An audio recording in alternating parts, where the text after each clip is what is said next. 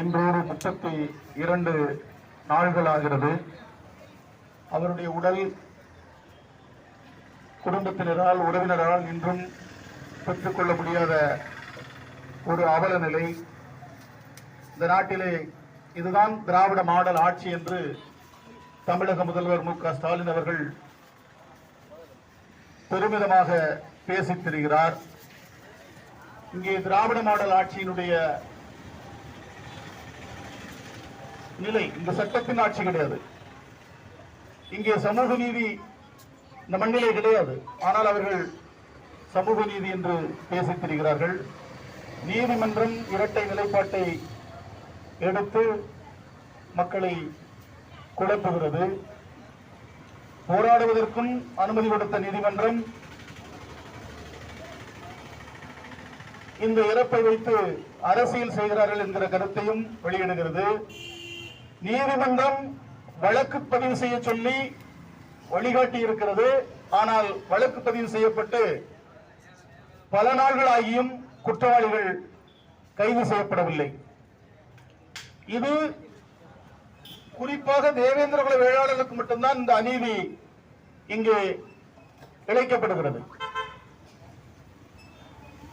இந்த நாடு வரவேற்கிறது. சாத்தான்குளத்தை சேர்ந்த ஜெயராஜ் பெலிக்ஸ் ஆகியோருடைய அந்த காவல் உசாவல் மரணத்தை, அந்த படுகொலையை செய்த 9 காவலர்களுக்கு 2 மரண தண்டனைகள் வழங்கிய அந்த வரவேற்பு, அந்த தீர்ப்பை, அந்த நீதியை இந்த நாடு வரவேற்கிற அதே நிலையில் இங்கே அந்த தீர்ப்பு வந்த இதே காலகட்டத்தில் இங்கே அதே காவல் உசாவல் மரணத்தில் படுகொலை செய்யப்பட்ட ஆகாஷ் டெலிசனுடைய படுகொலைக்கு நீதி கேட்டு இங்கே ஒரு உரிமை போராட்டம் நடந்து கொண்டிருக்கிறது. ஆனால் இதை எந்த ஊடகங்களும் பேசுபொருளாக ஆக்கவில்லை. இங்கே இருக்கக்கூடிய முற்போக்குவாதிகள், நடுநிலையாளர்கள், மனித உரிமை போராளிகள், மனித உரிமை அமைப்புகள் என்று எத்தனையோ போராட்ட குழுக்கள் இந்த நாட்டிலே இருக்கிறது. ஆனால் அவர்கள் ஆகாஷ் டெலிசனை ஒரு மனித உயிராக பார்க்கவில்லை, அவனை பள்ளனாக பார்க்கிறது. பள்ளர்கள் பாதிக்கப்பட்டால் இங்கே எந்த தமிழர்களும் கேள்வி கேட்பதில்லை, எந்த மனிதர்களும் இங்கே கேள்வி கேட்பதில்லை. இதற்கெல்லாம் காரணம் நாம் நம்மை உணராததனுடைய விளைவு. நாம் அமைப்பாக இல்லாததால் தான் இங்கே அணிதிர முடியாத ஒரு அவல நிலையில் நாம் இருக்கிறோம். நாம் யாரும் ஒரு அமைப்பு கிடையாது. எல்லோரும் உதிரிகளாக இருப்பதால் எதிரிகள் இங்கே வலிமையாக நம்மளை மிதித்து தாக்குகிறார்கள், அழுத்துகிறார்கள். நாம் அமைப்பாக இல்லை. என்றைக்கு நாம் அமைப்பாக திரண்டு அதிகாரத்தை நோக்கி நாம் நகர்ந்து அதிகாரத்தை கைப்பற்றுகிறோமோ அன்றைக்குத்தான் இது போன்ற அவலங்களை தடுக்க முடியும். இது போன்ற அநீதிகள் இழைக்கப்பட்டாலும் அதற்காக நாம் குரல் கொடுத்து போராடியாவது அதற்கு நீதியை பெற முடியும். இல்லை என்றால் இது போன்ற இந்த போராட்டங்கள் நீர்த்து போகும். இதற்கு எந்த நீதியும் கிடைக்காது. வாழ்நாள் முழுவதும் நாம் போராடிக்கிட்டு தான் இருக்க போறோமா? இதிலிருந்து நாம் எப்படி மாற்றி சிந்திக்க போறோம்? ஒவ்வொரு சமூகமும் வளர்ந்து பண்பட்டு மேம்பட்டு பொருளாதார வளர்ச்சி அடைந்து அரசியல் வளர்ச்சி அடைந்து வாழ்வை மகிழ்வாக கொண்டாடி கொண்டிருக்கிறார்கள். குறிப்பாக சொல்ல வேண்டும் என்றால் கொங்கு மண்டலத்தில் வாழக்கூடிய கொங்கு வேளாளர் கவுண்டர் என்று சொல்லக்கூடிய சமூகம் இன்றைக்கு அவங்க வள்ளி கும்மி ஆடி அந்த வாழ்க்கையை கொண்டாடிக்கிட்டு இருக்கிறாங்க. நாம் அறிய கிட்டத்தட்ட 200 ஆண்டுகளாக இப்படி தெருவில் இறங்கி போராடிக்கிட்டே இருக்கிறோம். இதற்கெல்லாம் ஒரே காரணம், நாம் ஒரு அமைப்பாக திரண்டு அதிகாரத்தை கைப்பற்றி பொருளாதார வளர்ச்சி அடைந்து கல்வி வளர்ச்சி அடைந்து இந்த சமூகத்தை ஒரு கல்வி சமூகமாக, பொருளாதார சமூகமாக, வணிக சமூகமாக மாற்றுகிற போதுதான் இது போன்ற படுகொலைகளை நாம் தடுத்து நிறுத்த முடியும். கிறிஸ்தவர்கள் போல இஸ்லாமியர்கள் போல ஒரு கட்டமைப்பாக நாம் மாறினால் மட்டுமே இது போன்ற அவலங்களை நாம் தடுத்து நிறுத்த முடியவில்லை என்றால் இது தொடரும். இப்படிதான் பேசிக்கிட்டே இருப்போம். ஒவ்வொரு நாளும் அங்கங்க அநீதி இழைக்கப்படும், படுகொலைகள் நடக்கும். ஒன்றுமே செய்ய முடியாது. அமைப்பாக திரளாமல் எதுவுமே செய்ய முடியாது, அணிதிரளவே முடியாது, அரசியல் ஆக முடியாது. சமூக தலைமைகள் எல்லாம் பலவீனப்படுத்தப்பட்டிருக்கிறது. சமூக தலைமைகள் போராட்டத்திற்கு வருவதற்கு மனமில்லாத நிலையில் தள்ளப்பட்டிருக்கிறார்கள். தொடர்ந்து போராட முடிந்த களத்தில் நிற்க முடியவில்லை. நான் இன்றைக்கு முதுகுளத்தூர் தொகுதியினுடைய ஒரு வேட்பாளராக உங்களிடத்தில் பேசிக் கொண்டிருக்கிறேன். ஆனால் அங்கே மக்களுடைய மனநிலை என்ன, எந்த அளவுக்கு இந்த சமூகம் நமக்கு ஒரு அடையாளத்தை தரப்போகிறது, ஒரு அங்கீகாரத்தை தரப்போகிறது என்பதை நினைத்து பார்த்தால் சமூக பணியை தொடருவதா அல்லது விட்டுவிட்டு செல்வதா என்று மனம் ஓடுகிறது. சமூக உணர்வாளர்கள், சமூக முன்னோடிகள் என்று சொல்லக்கூடியவருடைய மனநிலையே இந்த சமூகத்திற்காக போராடக்கூடியவர்களுக்கு எதிராக இருக்கிறது. சுயநலம் தலைக்கேறி போயிருக்கிறது. பல செய்திகளை பேச முடியாது. ஒருவர் வீழ்த்துகிற, ஒருவர் காட்டி கொடுக்கிற, அதெல்லாம் தெரிந்துதான் நம்ம வந்து இந்த வேலைகளை செய்கிறோம். எனவே நம்முடைய போராட்ட வடிவம் மாற வேண்டும். நம்முடைய போராட்ட வடிவத்தை நாம் மாற்ற வேண்டும். இது போன்ற போராட்டங்களை சரியான வழக்கறிஞர் குழுக்களை அமைத்து அதற்கான பொருளாதாரத்தை திரட்டாமல் நாம் போராட முடியாது. பொருளாதாரத்தை திரட்டுவது அமைப்பு உரிமை இல்லாமல் பொருளாதாரத்தை திரட்ட முடியாது. எனவே இங்கு போராடி கொண்டிருக்கக்கூடியவர்கள் நாம் குறை சொல்லவில்லை. அவருடைய வழிகளை நாம் உணர்ந்தவர்கள். நாமும் தொடர்ந்து இந்த களத்தில் நின்று கொண்டிருக்கிறோம். 32 நாட்கள் இந்த இடத்திலே அணிதிரட்டி உணர்வுடன் பல்வேறு சிரத்தைகளை ஏற்று இங்கே நாம் நின்று கொண்டிருக்கிறோம். ஆனால் இந்த போராட்டம் நம்முடைய மக்களுக்கு சென்றடையவில்லை.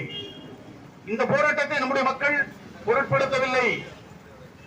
இந்த போராட்டத்தை பார்த்து அரசு நம்முடைய பலவீனத்தை அரசும் எதிரிகளும் எள்ளி நகையாடுகிற வகையில் நம்முடைய போராட்டம் இருக்கிறது. எனவே நம்முடைய போராட்ட வடிவத்தை நாம் மாற்றியாக வேண்டும். இது தேர்தல் களமாக இருக்கிறதுனால, எல்லோரும் தேர்தல் பணியில் இருக்கிறதுனால யாரும் இங்கு வருவதற்கான வாய்ப்புகளும் இல்லாத ஒரு சூழலாக இருக்கிறது. இதை வந்து சட்ட வழியில் நாம் எப்படி சரியான வழக்கறிஞர்களை கொண்டு இதற்கான நீதியை பெறுவது என்பது குறித்து நாம் சிந்திக்க வேண்டும். இதே பக்கத்தில் வந்து அஜித்குமாருடைய வழக்கிற்கு பதிவு செய்யப்பட்டு குற்றவாளிகள் கைது செய்யப்பட்டிருக்கிறாங்க. ஆனால் பக்கத்து ஊர்ல மானாமதுரையில் இன்றைக்கு வரைக்கும் குற்றவாளிகள் கைது செய்யப்படவில்லை. இதற்கு என்ன காரணம்? இந்த ஆட்சி யாருடைய கட்டுப்பாட்டில் இருக்கிறது? அப்ப இந்த ஆட்சியை தூக்கி எறிவதற்கு நாம் என்ன செய்ய போகிறோம்? திராவிட மாடல் ஆட்சி என்று சொல்லக்கூடிய திமுகவை வீழ்த்தாமல் தேவேந்திர குல வேளாளர்களுக்கு எந்த காலத்திலும் நீதி கிடையாது. இன்றைக்கு வரை 80 விழுக்காடு 90 விழுக்காடு வாக்குகள், தேவேந்திர குல வேளாளர் வாக்குகள் திமுகவுக்கு தான் சென்று கொண்டிருக்கிறது. அந்த மமதையில், அந்த அகம்பாவத்தில், அந்த ஆணவத்தில் குற்றவாளிகளை கூட கைது செய்ய மறுக்கிற ஆட்சியாக திராவிட மாடல் ஆட்சி இருந்து கொண்டிருக்கிறது. எத்தனையோ அரச பயங்கரவாதத்தை நாம் எதிர்கொண்டிருக்கிறோம். எத்தனையோ அரச பயங்கரவாதத்தை நாம் எதிர்கொண்டிருக்கிறோம். எத்தனையோ உயிர்களை நாம் பலி கொடுத்திருக்கிறோம். அப்போதும் நமக்கு அரசியல் புரிதல் இல்லை. இதுவரை நடந்த எந்த படுகொலைக்கும் நாம் நீதியை பெற்றதில்லை. 1999 கண்டமனூர் துப்பாக்கி சூடு 5 உயிர்களை பலி கொடுத்தோம். 1997 ஆனந்தா சண்முகம் என்கிற 2 தேவேந்திர குல வேளாளர் போராளிகள் துறையூரில் வந்து துப்பாக்கி சூடு இறந்தார்கள். 99 தாமிரபரணி படுகொலை 17 பேர் பலி. 2001 பரமக்குடியில் 3 பேர். 2011 6 பேர். இப்படி அதிமுக திமுக என்கிற 2 திராவிட கட்சிகளுடைய ஆட்சியில் தொடர்ச்சியான அரச பயங்கரவாத படுகொலைகள் தேவேந்திர குல வேளாளர் சமூகத்தின் மீதுதான் ஏவப்பட்டிருக்கிறது. 2008 கோட்டைப்பட்டி சுரேஷ் துப்பாக்கி சூடு. தென் தமிழகத்தில் எந்த ஒரு சமூகத்தின் மீதும் இத்தனை படுகொலைகளை ஒரு அரசு செய்ததாக வரலாறு கிடையாது. மக்களை படுகொலை செய்யக்கூடிய அரசாக அதிமுக திமுக என்கிற 2 கட்சிகளுடைய ஆட்சி நடைபெற்று வருகிறது. ஆனால் அதை தூக்கி எறிவதற்கான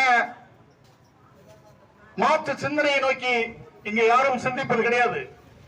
இது போன்ற உண்மைகளை உடைத்து பேசுகிற நாங்கள் இந்த அரசு இயந்திரத்தால் ஒடுக்கப்படுகிறோம், பாதிக்கப்படுகிறோம். அரசியல் களத்திலிருந்து அப்புறப்படுத்துவதற்காக திராவிட ஒழிப்பு மாநாடை நடத்தியதிலிருந்து எங்கள் மீது இந்த அரசு தன்னுடைய அதிகாரத்தை, சட்டத்தை தவறாக பயன்படுத்தி எங்களை பழிவாங்குகிறது. அதற்கெல்லாம் ஒரே தீர்வு, நாம் அரசியலாக மாறி அதிகாரத்தை நோக்கி நகர வேண்டும். இங்கே தேவேந்திர குல வேளாளர்கள் அமைப்பு, கட்சி, இயக்கம் என்று எண்ணற்றவர்கள் புறப்பட்டாலும் அது இந்த சமூகத்தை பலவீனப்படுத்திக் கொண்டிருக்கிறது என்பதுதான் இயல்பான உண்மை. எனவே சாதிய அமைப்புகளை வைத்து நாம் அரசியல் அதிகாரத்தை வெல்ல முடியாது என்பதுதான் இன்றைக்கு யதார்த்தமான நிலை. எனவே பொது நீரோட்டத்தில் அடிப்படை கொள்கைகளை முன்வைத்து மாற்று சமூக உறவுகளோடு இணைந்த ஒரு அரசியல் பயனுடன் இந்த சமூகத்தை அடுத்த நிலைக்கு நகர்த்தும் வெறுமன சமூக அரசியல், சாதி அரசியலால் நாம் வெல்ல முடியாது. அதற்கான முயற்சிகளை எடுத்து சமூகம் ஒன்றுபட்டு வென்று காட்டிய பின்பும் ஓட்டப்பிடாரத்தில் 1996 தொடங்கிய அரசியல் எழுச்சி இன்றைக்கு நீர்த்து போயிருக்கிறது தென் தமிழகத்தில். அதே போல வட தமிழகத்தில் பாட்டாளி மக்கள் கட்சி, விடுதலை சிறுத்தைகள் போல அவங்க ஏதோ தக்க வைத்துக் கொண்டிருக்கிறார்கள். ஆனால் தேவேந்திர குல வேளாளருக்கான அரசியல் அமைப்புகள் பலவீனம் அடைந்திருக்கிறது, அரசியல் தலைமைகள் பலவீனம் அடைந்திருக்கிறார்கள். அடுத்த கட்ட இலக்கை நோக்கி நாம் நகர முடியாமல் இருப்பதனுடைய விளைவுதான் இன்றைக்கு 32 நாட்களாகியும் தம்பி ஆகாஷ் டெலிசனுக்கு நாம் நீதி கேட்க முடியவில்லை. இங்கே நீதிமன்றம் இருக்கிறது, நீதி இல்லை. அரசிடம் நாம் எதிர்பார்க்கிறோம் நேர்மையை, நாம் எதிர்பார்க்கிறோம் நேர்மையற்றவர்களிடம் நாம் நேர்மையை எதிர்பார்க்கிறோம். 500 ரூபாய்க்கு 1000 ரூபாய்க்கு வாக்குகளை மக்களை ஏய்த்து, மக்களை மயக்கி, மக்களுடைய அறியாமையை பயன்படுத்தி, மக்களுடைய இயலாமையை பயன்படுத்தி வாக்குகளை பெறுகிற இந்த சமூக விரோத கும்பலிடம், இந்த ஏமாற்று பேர்வழிகளிடம் நாம் நேர்மையை எப்படி எதிர்பார்க்க முடியும்? எனவே நமக்கான அரசியலை நாம் முன்னெடுத்தே ஆக வேண்டும். நாம் நம்முடைய மக்களை அரசியல் செய்ய தவறினால் நாய்களும் நரிகளும் நம்மை அரசியல் செய்யும். அதுதான் இங்கே நடந்து கொண்டிருக்கிறது. நாய் குறைக்கிறது, நரிகள் ஊழையிடுகிறது, நாம் கத்தி கதறிக் கொண்டிருக்கிறோம். இன்றைக்கு 1996 கொடியங்குளம், காசிலிங்கபுரம், ஆலந்தா ஆகிய 3 தேவேந்திர குல வேளாளர் ஊர்கள் அடித்து சூறையாடப்பட்ட போது ஏற்பட்ட அந்த உணர்வு எழுச்சி தேவேந்திர குல வேளாளர் கூட்டமைப்பாக மாறி ஒரு சமூகத்தின் சார்பாக, எனக்கு ஓட்டப்பிடாரம் தொகுதி அன்றைக்கு ஒரு சமூகத்தின் சார்பாக அமைப்பில்லை, கட்டமைப்பில்லை, பொறுப்பாளர்கள் நியமிக்கப்படாத ஒரு நிலையில் மக்கள் படை எழுந்து நின்று ஊர் ஊராக ஊர் நிதியை செலவழித்து ஓட்டப்பிடாரம் தொகுதியிலிருந்து தேவேந்திர குல வேளாளர் சமூகத்தின் சார்பாக ஒரு சட்டமன்ற உறுப்பினரை தேர்ந்தெடுத்து அனுப்பிய வரலாறு ஓட்டப்பிடாரம் தேவேந்திர குல வேளாளர் சமூகத்திற்கு உண்டு. அதே போல் இந்த சமூக உணர்வுகள் எங்கிருந்து விதைக்கப்பட்டது? முதுகுளத்தூர் மண்ணிலிருந்து, பரமக்குடி மண்ணிலிருந்து விதைக்கப்பட்ட அந்த உணர்வுகள் இன்றைக்கு எந்த நிலையில் இருக்கிறது என்றால் வெளியில் சொல்ல முடியாத நிலையில் இருக்கிறது. முதுகுளத்தூர் தொகுதி என்றைக்கும் தேவேந்திர குல வேளாளர்கள் எளிமையாக வெற்றி பெறக்கூடிய தொகுதி, பெருந்திரளாக இந்த சமூகம் இருக்கக்கூடிய தொகுதி, அது பொது தொகுதியாக இருந்தாலும் சரி. அந்த தொகுதியில் பலர் இதை அறிந்து அரசியல் போராட்டத்தை முன்னெடுத்திருக்கிறார்கள், அரசியல் போட்டிகளிலே பங்கேற்றிருக்கிறார்கள். ஆனால் இந்த சமூகத்தினுடைய ஒருங்கிணைப்பை ஏற்படுத்த முடியாத நிலையில் தான் நாம் வெற்றியை பெற இயலாத ஒரு நிலை அங்கே தொடர்ந்து இருந்து வருகிறது. ஓட்டப்பிடாரம் முதுகுளத்தூர் தொகுதியில் 1952 முட்டைய குடும்பம் என்கிற தேவேந்திர குல வேளாளர் அங்கே இரட்டை தொகுதியாக இருந்தபோது வெற்றி பெற்றிருக்கிறார். 1957 இரட்டை தொகுதியாக இருந்தபோது தோப்படப்பட்டி பெருமாள் குடும்பம் அங்கே வெற்றி பெற்றிருக்கிறார். அதற்கடுத்து அது பொது தொகுதியாக மாறிய நிலையில் 1977 பூவைசிய இந்திரகுல சங்கத்தின் தலைவர் பெருமாள் பீட்டர் என்கிற பெருமகன் பிறந்த பேரையூர் மண்ணில் பிறந்த ஐயா முனிசாமி என்பவர் சுயேட்சையாக போட்டியிட்டு முதுகுளத்தூர் தொகுதியில் 1977 ஐயா முனிசாமி என்கிற தேவேந்திர குல வேளாளர் சுயேட்சையாக போட்டியிட்டு 2வது இடத்தை பெற்றிருக்கிறார். வெற்றி பெற்றவரை விட 2000 சொச்ச வாக்குகள் மட்டுமே குறைவாக பெற்று வெற்றி வாய்ப்பை இழந்திருக்கிறார். ஆனால் சமூகம் ஒருமுகமாக திரண்டு அவருக்கு வாக்களித்திருந்தால் என்றைக்கோ முதுகுளத்தூர் தொகுதி தேவேந்திர வேளாளருடைய கோட்டையாக மாறியிருக்கும். அதற்கடுத்து 1984 ஐயா அலங்காரம் அவர் 3வது இடம், 2வது இடம் பெற்ற காதர் பாஜா என்கிற வெள்ளைச்சாமியை விட 230 வாக்குகள் தான் குறைவாக எடுத்திருக்கிறார். இந்த சமூகம் மனம் வைத்து வாக்கு செலுத்தியிருந்தார் ஐயா அலங்காரம் என்றைக்கோ சட்டமன்ற உறுப்பினராக இருப்பார். அதே போல பாட்டாளி மக்கள் கட்சியின் சார்பாக 1991 அண்ணன் தளபதி ஜான் பாண்டியன் அவர்கள் அந்த தொகுதியில் முதுகுளத்தூர் தொகுதியில் போட்டியிட்ட போது 2வது இடத்தை பெற்றிருக்கிறார். மிக குறைந்த வாக்குகள் வித்தியாசத்தில் தான் அவர் வெற்றி வாய்ப்பை இழந்திருக்கிறார். சமூகம் முனைந்து நின்று ஓட்டப்படத்தில் முனைந்து நின்றதை போல முனைந்து நின்று ஏறி அடித்திருந்தால் என்றைக்கோ அண்ணன் ஜான் பாண்டியன் அவர்கள் சட்டமன்றத்திற்கு சென்றிருப்பார். அடுத்து 2011 அவர் போட்டியிட்டு 3வது இடத்தை பெற்றிருக்கிறார். இப்படி கடந்த காலங்களில் தேவேந்திர குல வேளாளர்கள் அதிகாரத்தை நோக்கி அதிகார அரசியலை நோக்கி நகர்வதற்கு முயன்றும் நாம் வெற்றியை ஈட்ட முடியவில்லை என்றால் அன்றைக்கு இருமுனை போட்டி மும்முனை போட்டி தான் நடந்திருக்கிறது. இன்றைக்கு 2026 சட்டமன்ற பேரவை பொதுத் தேர்தல் முதுகுளத்தூர் பொது தொகுதியிலே நான் தமிழக வாழ்வுரிமை கட்சியின் தலைவர் அன்புக்குரிய அண்ணன் வேல்முருகன் அவருடைய தலைமையிலான தமிழர் வாழ்வுரிமை கூட்டமைப்போடு மல்லர் மீட்புக் களம் உடன்படிக்கை ஏற்படுத்திக் கொண்டு ஒரு பொது தொகுதியில் ஒரு அரசியல் பின்பலத்தோடு கேமரா சின்னத்தில் முதுகுளத்தூர் தொகுதியிலே நான் போட்டியிடுகிறேன். வெற்றியை எமது மக்கள் தருவார்கள் என்கிற நம்பிக்கையிலே நான் போட்டியிடுகிறேன். செந்தில் மல்லருடைய குரல் சட்டமன்றத்தில் ஒலிக்க வேண்டும் என்பதற்கு நீங்கள் எல்லாம் அதற்கு முயன்றால் அது நடக்கும் என்று நான் நம்பி இந்த களத்திற்கு வந்திருக்கிறேன். முதுகுளத்தூர் தேர்தல் களம் என்பது அது வெறும் அரசியல் களம் அல்ல, அது போர்க்களம் என்பதை அறிந்தே நான் அங்கே களத்திற்கு வந்திருக்கிறேன். சமூக உணர்வோடு இன்றைக்கு கைபேசி இருக்கிறது, நேரடியாக எல்லாருக்கும் போக வேண்டியதில்லை. இந்த கைபேசியை பயன்படுத்தி சமூக வலைதளத்தை பயன்படுத்தி நாம் வாக்கு சேகரித்தாலே நாம் வெற்றி பெற முடியும். இதுவரை அந்த தொகுதியில் 3 முனை போட்டியும் 2 முனை போட்டியும் தான் நடந்திருக்கிறது. ஆனால் இந்த முறை 6 முனை போட்டி அங்கே நிலவுகிறது. இதை போல் ஒரு அரசியல் அதிகாரத்தை நாம் கைப்பற்றுவதற்கான ஒரு வாய்ப்பு தமிழகத்தில் எந்த காலத்திலும் இல்லை, எந்த களத்திலும் இல்லை, எந்த தொகுதியிலும் இல்லை. ஓட்டப்படாரத்தில் ஐயா மருத்துவர் கிருஷ்ணசாமி அவர்கள் வெற்றி பெற்றதற்கு அடிப்படை காரணம் அங்கே அன்றைக்கு 4 முனை போட்டி இருந்தது. மதிமுக தனித்து போட்டியிட்டதனுடைய விளைவாகத்தான் நாம் வெற்றி பெற முடிந்தது. அதே போல இன்றைக்கு புதிதாக சசிகலா அணியும் விஜய் அணியும் இங்கே களமிறங்கி இருக்கிறதால் தேவேந்திர குல வேளாளர்களுடைய வாக்குகள் 90,000க்கும் மேற்பட்ட வாக்குகள் இருக்கிறது. இதில் இஸ்லாமியர்களுடைய இஸ்லாத்தை தழுவிய நம்முடைய தேவேந்திர குல வேளாளர்கள் இன்றைக்கும் உறவோடு உணர்வோடு இருக்கக்கூடிய களமாக சிக்கல் பகுதி இருக்கிறது. அதே போல கிறிஸ்தவத்தை தழுவிய நம்முடைய உறவுகள் இதெல்லாம் கணக்கில் வரல.